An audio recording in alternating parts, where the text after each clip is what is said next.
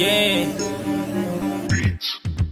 Sinubukan na lapatan ka beat, kinabit mga lada na sa akin pumitik. Pinipili ko mulit aking utak na naidlit. Nagisik kung paano ko ba to itatawid. Gusto ko na makahit, di sa weed. Dumiinit, tumuusok kada speed na kusik. Ako dito gusto na ipabatid, kapatid. Sunog kilay nang hindi tumagilid sa silid. Aaklatan na habaan sa daanin na harangan. Nagbagsakan ng libro, nakita aking pangalan biglaan na balisan. Nung akin ang binabasa, buhay ko pala ang tema kaya ako ay nahasa. Sulit ang eksperimento, pinag-aralan ng bawat tunog at elemento. Pinaghirapan bawat pyesa na akin naluto. Hindi malabo, maupo ako doon sa trono. Sa isang magaling na makatang ilagyenyo. Bueno, sige tutuluyan ko na to. Hindi na kailangan pa na promeno.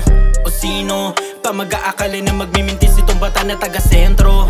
O loko, kung akala mo sa akin mapuro lang dala-dala ko na bolo.